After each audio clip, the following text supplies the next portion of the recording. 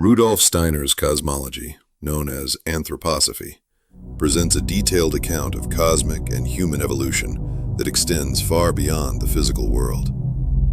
He describes the evolution of our solar system and humanity through four great planetary conditions, or epochs, which he called planetary stages. These are not physical planets in the modern astronomical sense, but vast, spiritual states of consciousness and existence. The four main epochs are Saturn, Sun, Moon, and Earth. Each epoch represents a re-embodiment of the entire cosmos at a higher level of complexity and consciousness. A key concept is that during each epoch, humanity develops a new member, or body, of its being. Here is a description of each epoch according to Rudolf Steiner. 1. The Saturn Epoch state of being. This was the earliest condition of our existence. The Saturn of this epoch was not the planet we see today, but a globe of warmth or heat. It was a spiritual, cosmic body, a kind of living heat, existing in a state of deep, trance-like consciousness. Humanity. Human beings at this stage were not physical. They were infinitesimally small points of consciousness, mere seeds of what would become the human body. They were essentially physical bodies in the most archaic sense, but made only of warmth. Development. The primary development was the formation of the physical body. This was a purely mineral-like body, a scaffold of warmth, completely devoid of life, feeling, or thought. It was the most basic foundation upon which all later bodies would be built. The beings guiding this evolution were the spirits of will, thrones, consciousness. The consciousness of these Saturn humans was a deep, comatose state, similar to a state of deep, dreamless sleep or a trance. It was a state of pure being, without any perception of an external world. 2. The Sun Epoch state of being. The Saturn stage of warmth condensed into a new cosmic state, a globe of light and air, or gas. This was the Sun Epoch.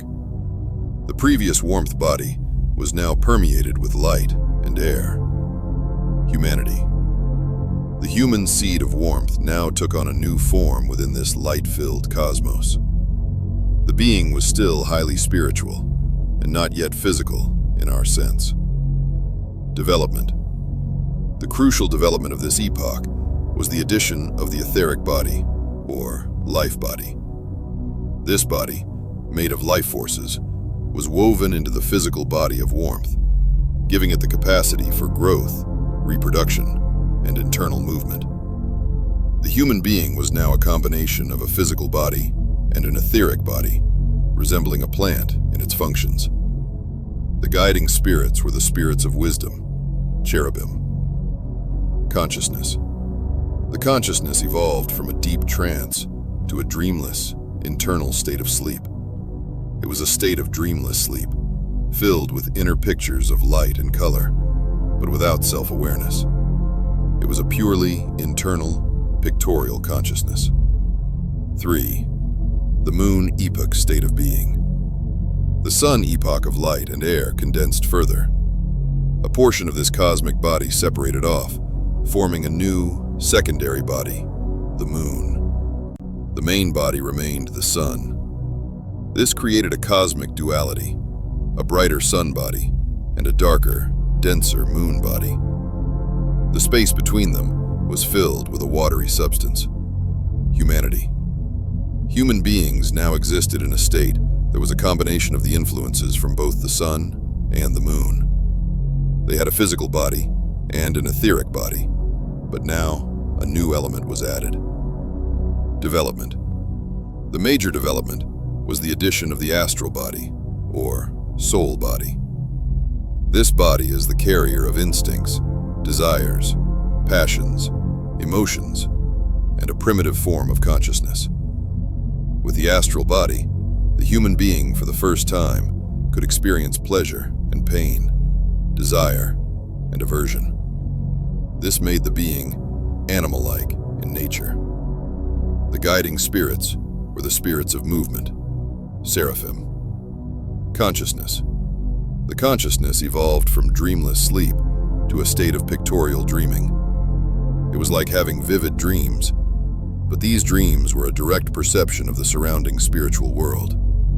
It was an objective, clairvoyant consciousness, filled with symbolic images of cosmic events, but it was not yet a true, self-reflective waking consciousness.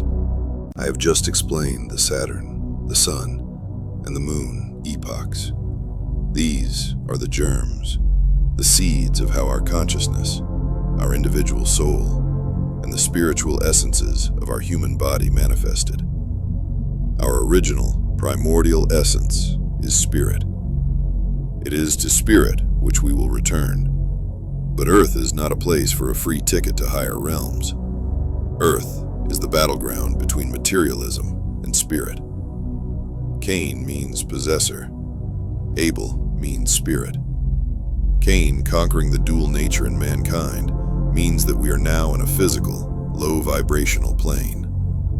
Now, it is each person's own personal responsibility to return to spirit, the Atman in Sanskrit. In my next video, I will continue the journey, picking up in epoch number 4, our Earth epoch.